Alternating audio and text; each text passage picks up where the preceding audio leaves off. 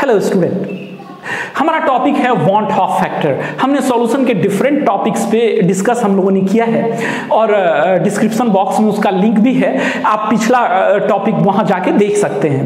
अब हम लोग आगे बढ़ते हैं, वॉन्ट हॉफ फैक्टर पे आते हैं। ये सॉल्यूशन चैप्टर का +2 लेवल के सॉल्यूशन चैप्टर का ये लास्ट टॉपिक है, ऑलमोस्ट डिस्कशन के लिए लास्ट टॉपिक है।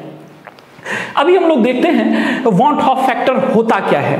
असल में वॉन्ट हॉफ फैक्टर का जो कॉन्सेप्ट है वो करेक्शन फैक्टर की तरह आया है। करेक्शन फैक्टर इसलिए हम इसको कह रहे हैं क्योंकि जनरली क्या होता है कि जो सॉल्यूट हम डिसॉल्व करा रहे होते हैं सॉल्यूशन बनाने के लिए सॉल्वेंट में, उसके नेचर पे डिपेंड करता है कि वो किस तरह से बिहेव करेगा।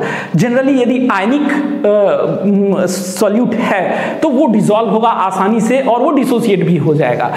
कई ऐसे सॉल्यूट भी होते हैं जो जनरली डिसॉल्व नहीं होते, डाइमराइज हो जाते हैं, तो उनका नेचर सॉल्वेंट के साथ, उनका बिहेवियर जो सॉल्वेंट के साथ बदलता है, जिस वजह से डिसोसिएशन में अंतर आता है। और हम जान रहे हैं कि colligative properties purely number of particles पे डिपेंड करता है। यदि नंबर ऑफ पार्टिकल वेरी कर रहा है तो यदि हम कैलकुलेट जो करेंगे मॉलिक्यूलर मास सॉल्यूट का कैलकुलेट करेंगे, वहां भी गड़बड़ हो जाएगा, वो कैलकुलेशन भी हमारा गलत हो सकता है। तो इसीलिए हमने एक करेक्शन फैक्टर को कंसीडर किया है। अभी ये जो करेक्शन फैक्टर है इसको हम कैसे समझते हैं, देखिए हम दो कॉन्टेक्स्ट में इसको देख रहे हैं। एक लेते हैं हम KCl, यह है पोटेशियम क्लोराइड। ये पोटेशियम क्लोराइड है, जनरली एक्वा सॉल्यूशन में ये K+ और Cl- में टूटता है। दूसरा कॉन्टेक्स्ट हम लेते हैं CH3 COOH, ये है एसिटिक एसिड। इसके साथ है कि ये करता क्या है, डाइमराइज हो जाता है। डाइमराइज ये कैसे होता है,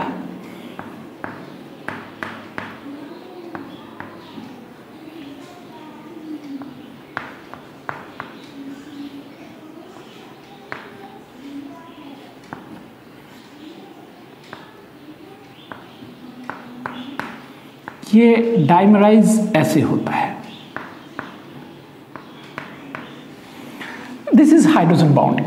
ये O और इस H के बीच में हाइड्रोजन बॉन्ड बन जाता है। पार्शियल पोलराइजेशन यहां होता है OH बॉन्ड के बीच, पार्शियल पोलराइजेशन होता है due to partial polarisation of electrons due to the electronegativity difference. यहां इलेक्ट्रोनेगेटिविटी का डिफरेंस O और H के बीच में जो होता है, जिस वजह से यहां पोलराइजेशन होता है। इस पोलराइजेशन की वजह से ये H और इस O के बीच, चूंकि यहां पे पार्शियली नेगेटिव और पार्शियली पॉजिटिव चार्ज आ जाएगा, यहां पार्शियली नेगेटिव चार्ज होता है, तो इसका नेगेटिव एंड इसके पॉजिटिव एंड को अपनी तरफ अट्रैक्ट कर लेता है और वीक इंटरैक्शन इसके बीच बन जाता है, जिसको हम लोग हाइड्रोजन बॉन्ड बोलते हैं। This is the context of hydrogen bond. यहां पे डाइमराइजेशन हो जाता है। अब इस केस में देखिए नंबर ऑफ पार्टिकल्स, KCl के केस में यदि हम कंसीडर कर रहे होते हैं कि we have 100 particles in our solution, 100 molecules of KCl in our solution, तो एक्वा सॉल्यूशन में वो 100 के बदले 200 दिखेगा, बिकॉज हम K+ और केटाइंस और एनाइंस में वो टूट जाएगा, K+ और Cl- में, तो नंबर ऑफ पार्टिकल्स दुगुना दिखेगा, जितना है उसका दुगुना दिखेगा। But in case of acetic acid जब वो डाइमराइज हो जाएगा, तो if we consider the 100 particles of CH3COOH, तो वो असल में 50 ही दिखेगा, 50 ही दिखेगा, तो वो वहां पे कम हो जाएगा। इस दोनों सिचुएशन को देखकर नंबर ऑफ पार्टिकल्स दोनों में कम या ज्यादा हो जाता है। इस कंडीशन में ज्यादा और इस कंडीशन में कम हो जाता है। कॉलिगेटिव प्रॉपर्टीज में अंतर आता है और इसके बेसिस पे जो कॉलिगेटिव प्रॉपर्टीज का कैलकुलेशन होगा, इस बेसिस पे कॉलिगेटिव प्रॉपर्टीज का जो भी हम कैलकुलेशन करेंगे वहां करेक्शन की जरूरत होगी, because number of particle varies. यहां पे दुगुना हो जा रहा है और यहां पे आधा हो रह जा रहा है, हाफ रह जा रहा है। तो इसके लिए वॉन्ट हॉफ ने एक कैलकुलेशन दिया, वॉन्ट हाफ ने एक मैथमेटिकल रिप्रेजेंटेशन दिया। इसको हम वॉन्ट हाफ फैक्टर बोलते हैं, इसको हम I से रिप्रेजेंट करते हैं। ये I क्या होता है, I और van't Hoff factor is equals to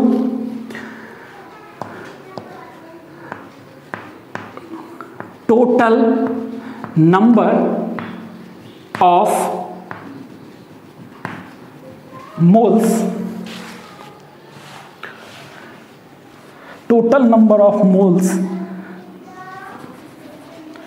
of particle,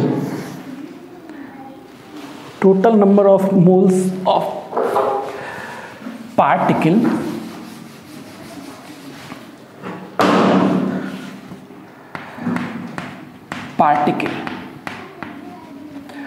after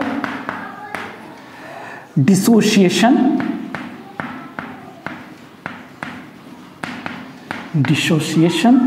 or association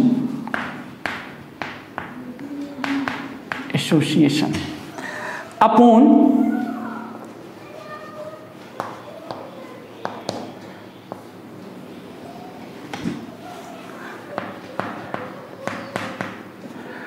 total number of moles of particles before dissociation